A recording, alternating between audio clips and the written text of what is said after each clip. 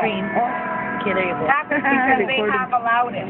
That's the sad reality. The tar sands, Line 9, the pipeline, the fracking, it's all about corporations. The only way we're going to save this country's natural resources and get back to life as it should be is for the people to come together and stand together as one, and to make sure that the people in this building here behind me know that they are, number one, public servants. They are not here to dictate, because when we started to look at what is the root cause of that, everything that's happening, the missing and murdered women, everything that has not been done,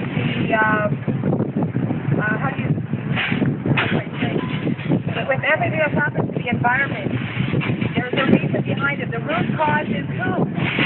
The government, the people in Parliament, the ones who allow this to happen, the bureaucrats, the corporations who pay these bureaucrats. You know, when I started looking at the Haudenosaunee, the one thing that I fell in love with was the Great Law. The Great Law is pretty much like what they have in Africa, which is Ubuntu. And if people who believe in Ubuntu come together and open their eyes like everybody else should in the world, and when you instill the Great Law, it's the same teaching. And it's the same teaching. So if somebody doesn't understand what the Great Law is, or Ubuntu, it's direct democracy. It's participatory democracy, where the voices of people come together and make the decisions. And then those who represent the people, the public servants, go back and say what the people want, and then you negotiate back and forth. Because when it's the voice of the people that speak for this country, there is no room for corruption. They cannot corrupt 35 million people. They don't have enough money. And whatever the government says they can do for us, we can do better for ourselves, and that's the sad reality, that until we realize this and do not make a move and stand and take our responsibility as citizens and the nations of this country, they will get away with murder, the murder of this planet, the murder of the people, and those who are mentally incapable of handling all the hardships that they've been thrown at because of bureaucrats who have no clue what is happening to people in distant lands. Now we have a whole bunch of things that affect us. People like the United Nations who are making decisions for the people here in this land. It's time that we educate everybody, and this is why we created i-ACUSE, was to give people solutions. Let's start talking solutions. We have enough people who are intelligent, enough people who know how to respect the environment, what we should do to teach us. All of these people here, all the nations across Canada, all the people who care about the tar sands, the fracking, everything, the missing and murdered women. We need to stop and pay attention. We need to get off our iPads, iPods, the internet, and we need to go door to door and wake up all the citizens. What we've also launched with this is something called the Occupy Your Lawn sign. When they have their political party elections. Well, let's put one for the people. Everybody should have a lawn sign saying what they do not like about the government, what they want to see rectified. Please respect the land. So, I'm getting to that. I have women here who are really in a rush to get this message out, as you can see. So I love them dearly. So what we're doing here is to explain what this is. i-ACUSE Canada is an Indigenous and civil unified sovereign enactment. Together we can rebuild this country. Together we can fix the wrong. Together we can wipe out 500 years of indignity that this government has brought upon itself in the name of Canadian people. I am ashamed to be called a Canadian, but I am proud today to say that I am a Canadian citizen. I am a settler. And I do understand these people, and what happened in the past can be fixed.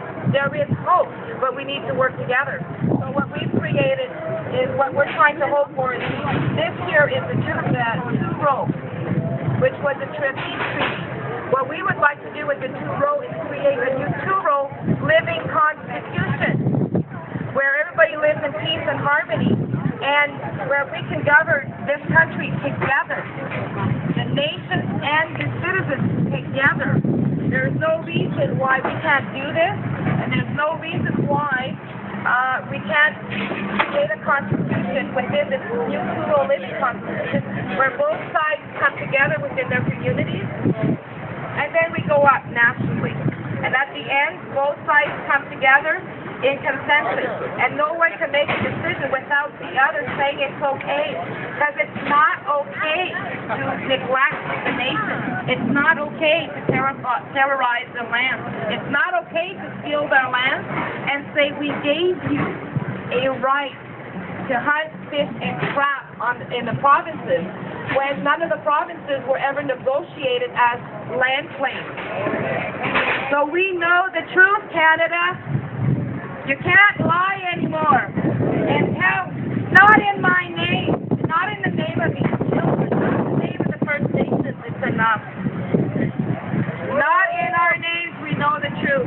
Yes, Canada was stolen. Yes, the United States was stolen. These people are not Canadian citizens. They are North American, Indigenous, Ojibwe people. This is Turtle Island. So let's get back to getting rid of the Canadian corporation, the Crown Corporation, create a new plural living constitution for the people, by the people, on both sides, and let's get this show on the road. So if you want to find these, we'll have them ready for you. You can come and get them, and send them to all your MPs. Let's work together within our communities to get the word out, because you can be protesting all you want, stomp your feet all you want, they don't care. They have a mandate. And you need to learn about globalization. Because globalization is coming. 68 people in Parliament here know about globalization. They sit on the Globalization Parliamentary Committee. Do they tell you that they sit on this committee? No, they don't. They'll tell you, though, Canada no longer has national sovereignty. What does that mean? Sovereignty doesn't mean who was born here first on this land, to them. Sovereignty doesn't mean you're sovereign as a human being. To them, it means to be able to protect yourself militarily. So when the Canadian government talks about sovereignty, that's what it means. Between the NDAA that was signed last year and the new documents with the FCT and the new NAFTA agreements and the free trade agreements, we are being sold out. If you do not rise now, we are losing this country. The nations and the Canadian citizens have two choices. Either ignore the problem and become globalized, lose their jobs to foreign workers, which is now being introduced as an assimilation, and a new re-assimilation of the entire earth. So we're being recolonized under a one-world government, which this government supports, which a lot of the leaders support, because if you look at the United Nations, who sits on the Parliamentary Committee for Global Governance, you will find Elizabeth May, you will find Nicole Turmel, you will find Justin Trudeau, you will find David Suzuki, you will find Maud Barlow. Either these people do not realize what's going on, they're too busy and they're being hook-winked, brainwashed, or they don't care what happens to the nations in this country, because what's going to happen is the nations are going to lose their lands, and this is why they're doing this to you. They will not remove the bills. They will not stop the bills, because they need to finalize globalization, and that's a fact. Do your research. Go to i-ACUSE.com. Go to decolonizenorthamerica.com. But at least start looking. Stop keeping the status quo. Stop not doing anything about it. Because in the near future, we're going to lose this land. We're going to lose all of the Indigenous rights for these people, and the Canadian citizens will have nothing left here as far as job creation, because now the corporations can bring all of their employees here, pay them next to nothing, no benefits, while our people are going to be jobless. So let's do something, change things, and I'm going to pass this on over to somebody else. I would like to speak.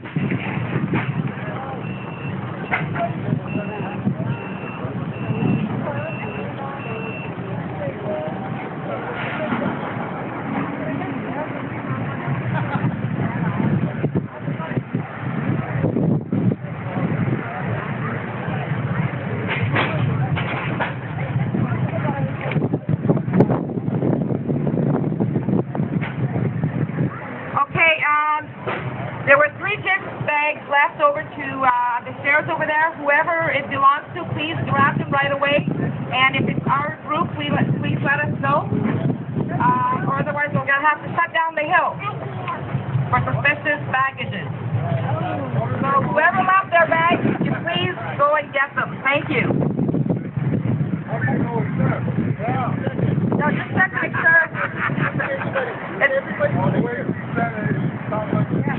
No, I'm going to correct that. It's not that they're just hoping that I can use this mic and ask our group. Shut down the Capitol Hill. No.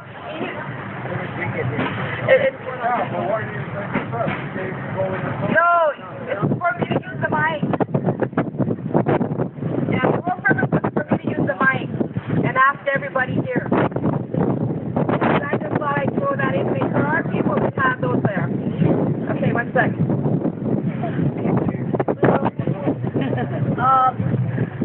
I'm Donna Paulus from Six Nations, Diakona, Cougar Nation, and I sit on the executive committee for the Two Rose Society, and I just want to share with you, give you some information about the Two Rose Wampum. It's the first agreement between the settlers and the Haudenosaunee of Six Nations. It is a living agreement of peace, coexistence, and non-interference. Two purple rows represent a canoe and a ship traveling side by side down the river of life together. The white row between us shows our unity in coming and having responsibility to Mother Earth. The Two Rose Society is an organization of Ogoihoe and non-Ogoihoe people coming together to learn about the Two Rose Wampum and build genuine relationships through shared projects and struggle. We are based at Six Nations and welcome people from all nations to join.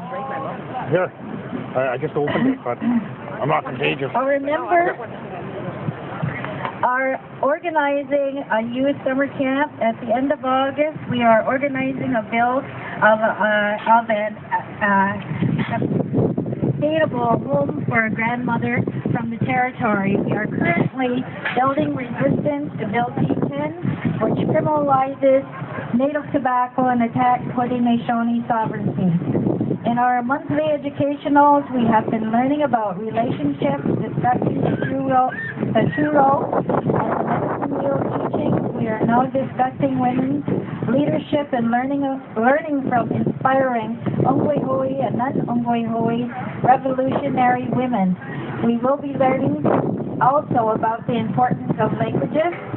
We invite you to join in our projects to serve the people and educate ourselves in order to build genuine peace, environmentally friendly, respect for Mother Earth, and resist the forces of colonialism, capitalism, and imperialism. Thank you.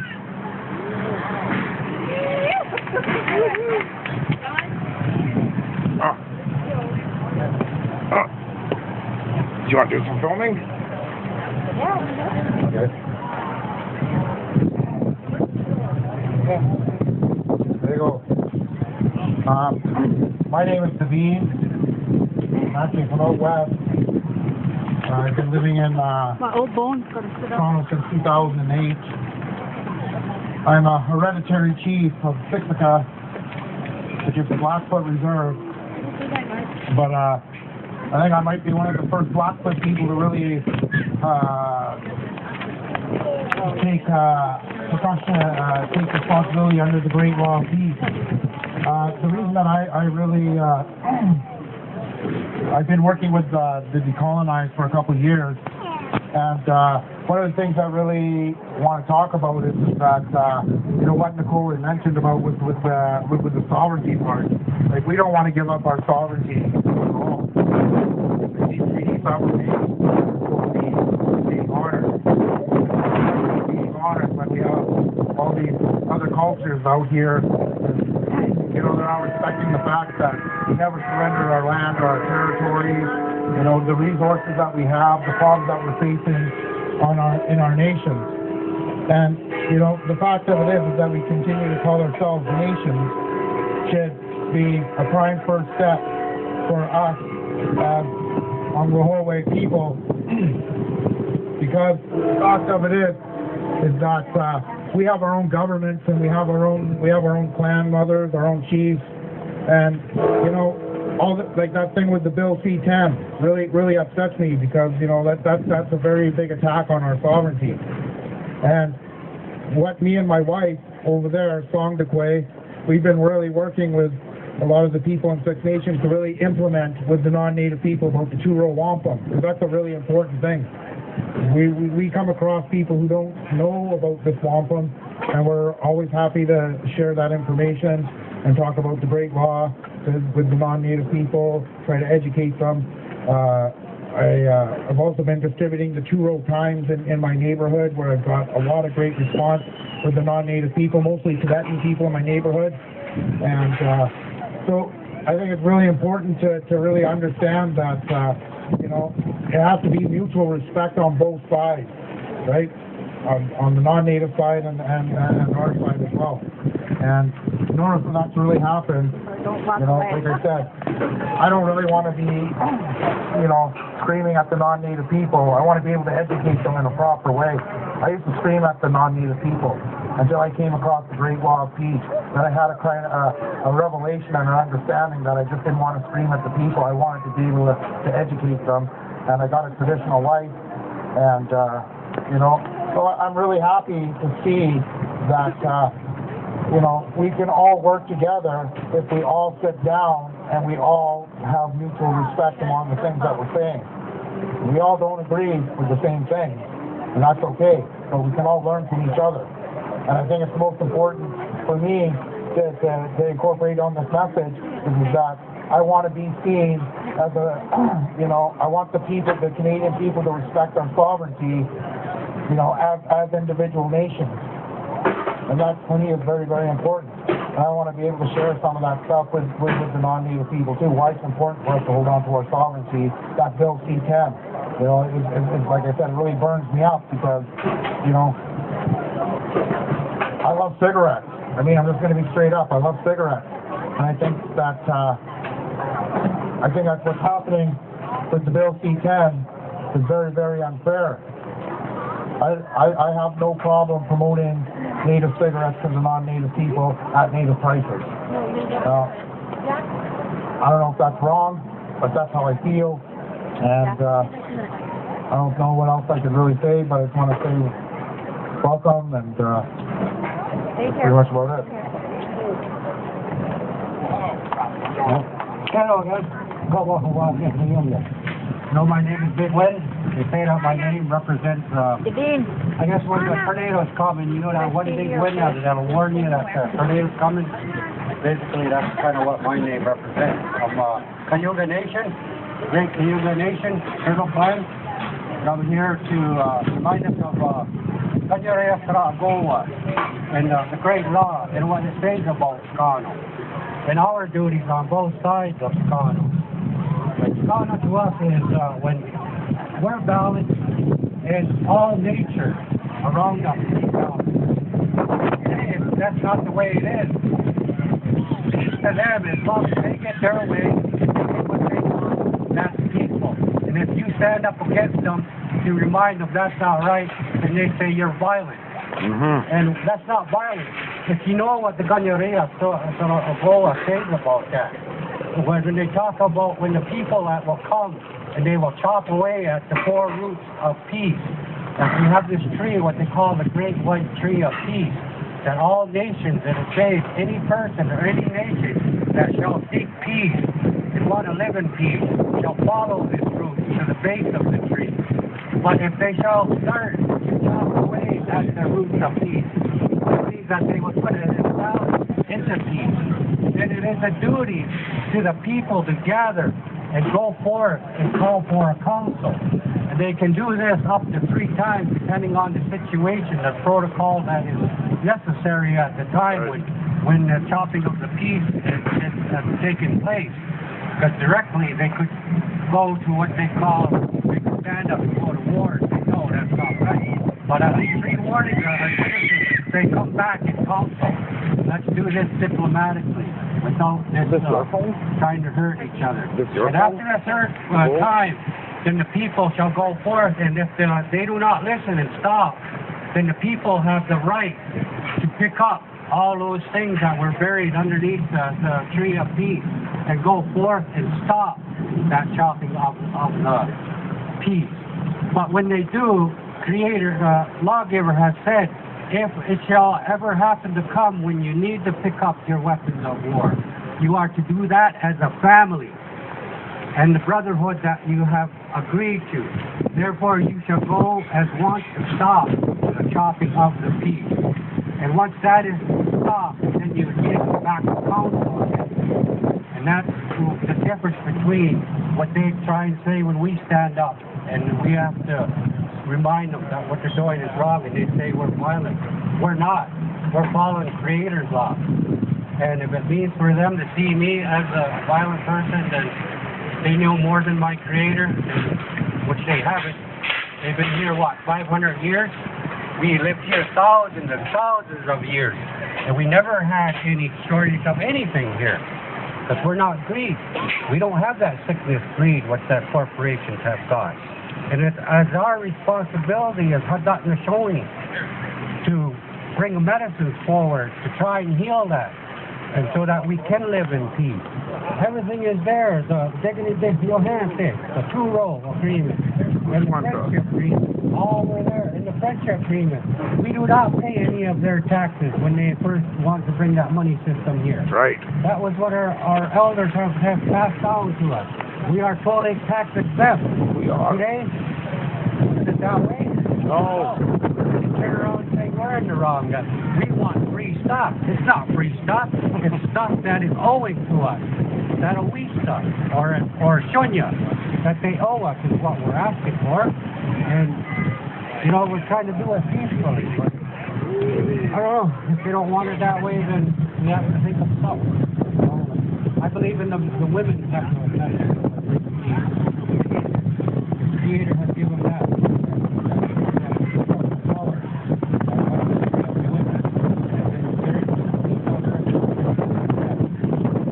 I'd like to thank them for keeping us alive to this day. You know, through all the hardships.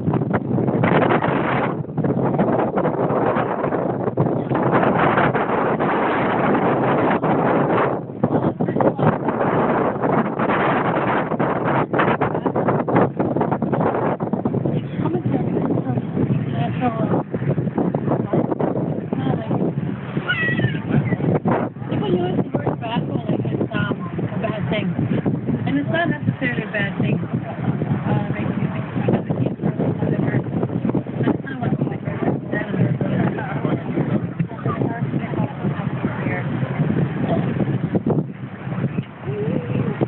It's important for us to remind you and acknowledge the treaties that are legal and binding agreements between two or more sovereign nations relating to peace, commerce, and taxation. The Constitution of the Haudenosaunee is a great law. Right. Hiawatha helps the peacemaker who carries the mind of the nature of life, safety, and confederacy. The great law is an oral tradition spoken to a series of wampum belts. Wampum belts are significant symbols for democracy within the Haudenosaunee and were established through the great law of peace. The two-row wampum is an agreement made between two or more sovereign nations, and a relationship was formed as long as the grass grows, the sun shines, and the waters flow. By implementing Bill C-10 on the First Nations people is a direct attack on our sovereignty. Right. It is a direct attack on the international treaty relationship we have with the French, Dutch, and the Europeans. By imposing Bill C-10 on First Nations people, it is a process. The Universal Declaration of Human Rights is essential to promote friendly relations between nations based on a foundation for all people to enjoy freedom, justice, and peace.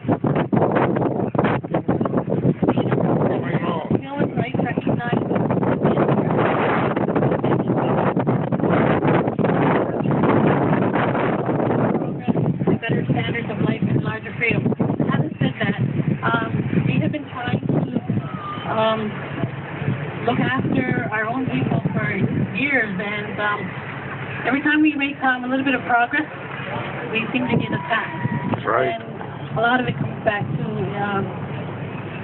it goes back to our sovereignty.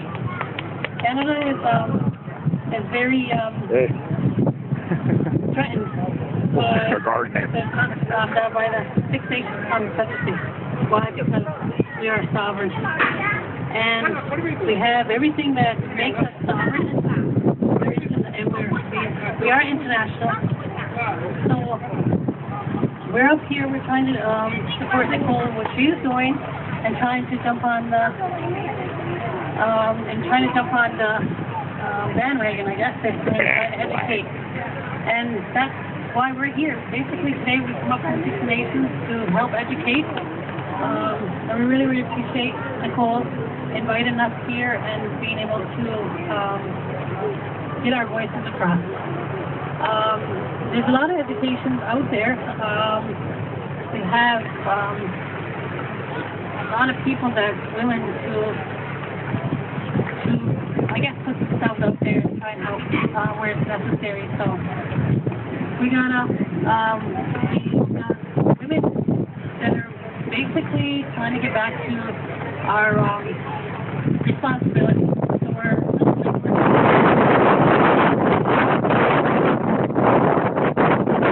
really an honor to be here. I'll let somebody else talk to us today. But yeah.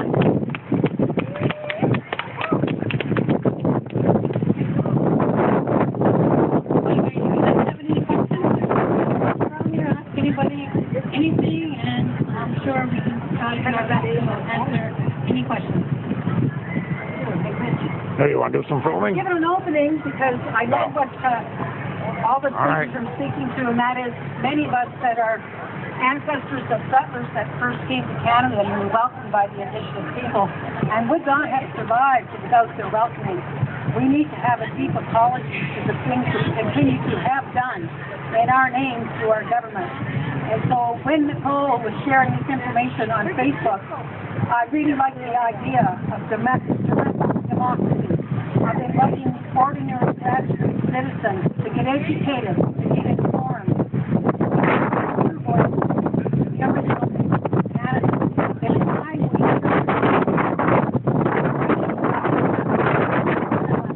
I'm also a citizen of the world. I've lived in 6 cultures, and I'm ashamed of Canada. When I served overseas with my husband as a wife and a mother in Africa, Turkey, and Europe, I was proud to be a Canadian. I am no longer proud to be a Canadian. I really welcome Nicole and the vision that she has to invite educated, ordinary people to get informed, to get educated, and to vote, and to get out and elect independent people who care for the planet, who care for community, and who care for the people in the 4 corners of the earth. But most important, they care what is happening in the heart of democracy in Canada. Create a sacred democracy, a healthy democracy. All citizens must get involved. So thank you, Nicole, for inviting me to speak today, and thank you all for coming such a distance to have your voices shared. Big Rich, and thank you. Thank you. Thank you, Judith. She really inspired me the other day. And if people want to get a little bit closer, and if you can't hear us, please let us know, because we don't know if you can't hear over there.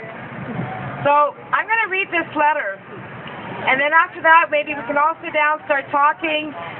We can, once we can set up the tent over here, we'll be able to show some videos and whatever you want. And then other people can speak, and then we can have question period with the 2 mics. So our purpose here today is education. It doesn't matter whether we're 20, 25, 1,000, 150,000, or 2 million, or 33 million. But eventually, we're going to educate 33 million people, citizens in Canada, that the 1.2 million people here, the nations here, do not get any money from their taxes. Things like this need to be learned. They need to be told. And only by doing gatherings and picnics and getting together and having a discussion are we ever going to learn that. Because I didn't know as a citizen. I had no clue. And one of the reasons why I say that our taxation does not go to the nations is the fact because what they get is a percentage of the natural resources, which is still not even. if you count the numbers, a lot of people think it's trillions. It's not trillions. It would be a lot more than that. That's 4% of everything that comes off of this land, from the trees to everything else, the diamonds. So imagine 4% of everything that was taken out of Canada since 500 years ago, since first contact. Imagine that, the livestock, everything. It's not just trillions. It's a whole history. And we can fix it. So I'm going to read this because as Canadian citizens, we are responsible for these people here in Parliament. We put them there. We allow them to dictate over us. We give away our power to them every time we vote for them. The political party elections is the root cause right now of everything that is happening, because when you vote for an MP and he goes back to the community and we say, hey, we don't want you to vote for this. We don't want the China FIPA deal. We don't want the tar sands. We don't want the pipelines. When they go back to their party leaders, they're actually fired if they vote against what the leader wants. And two MPs were having to become what we call independents and cross the floor because they were fired from the NDP. So no matter who you vote for, if they do not toe the party line by following what the leader wants and not the people, that is a reality. So what we're doing is, we did what they did with the bills. When they introduced the bills or the Fair Elections Act, there's nothing fair about those fair elections. And people need to stop reading and start thinking, because when they say fair elections, there's going to be a lot less people who will have a right to vote in Canada, and they will have a lot more right to corruption. So this is the reality of their words. Do not believe their words, because the people took them for their words, and then we are standing here today. And now they're doing it to the Canadian citizens. They have done it all along. It's time for us to wake up, because we are responsible. We are guilty by association. We are guilty every time we vote these people in. So, we sent in the i-ACUSE Canada, Indigenous and Civil Unified Sovereign Enactment. Notice to you, our public servant. Okay, if we can get the wind to cooperate here. This is a very exciting time to be involved in the growth of our great nation. As representatives of the people, we recognize your commitment to public service and thank you for that. As the times are changing, so are the people. What worked before no longer works today, and that is our situation in Canada. The people recognize that we must take a more responsible role in the direction of our country's growth. We recognize that we have allowed our power to be abused through political party elections and the tendency of our representatives to follow the party line to the demise of those they are representing. This does not serve the people. Only those in government are served, recognizing that government is a trust for the people. This is an error that needs to be corrected immediately. As you are committed to the people who vote you in, your new role in the near future will be an exciting one for you. Your constituents will be your leaders. Your job will be to serve them to the best of your ability, acting as an independent representing your community. You will be the voice of your people, bringing forward the consensus of the people in your ridings to the table. When final decisions are needed, you will bring all information back to your leaders, the people, for consensus on the issue, and return to Parliament with that knowledge and final decisions from your writing. The transition can be smooth and flawless when you recognize that this shift is nothing more than bringing the political governance back to where it should have always been. So please join us to support your leaders, the people, and contribute to the solution of a direct participatory democracy by the people rather than the problem. This train has left the station. Will you be on it or left behind? Yours truly, Nicole Brassard, empowered citizen, and every single Canadian person and the nation also have one in support of this that they can sign. So we should have all our names And that would change this Constitution, that would change this entire country for the better, and we would be an example for the world. It starts today. The lies stop today. So if you want to know what is really going on, go to i-ACUSE.com. Thank you. So now we're going to take a little break. Everybody can sit down, eat. We're going to pass the mic around if people want to sing, do some drumming, and then we're going to move everything over back to here, and we can have more speaking. We can go till 7 if we want. We have the use of Parliament till 9 p.m. The choice is yours. So let's start talking. Thank you. Should I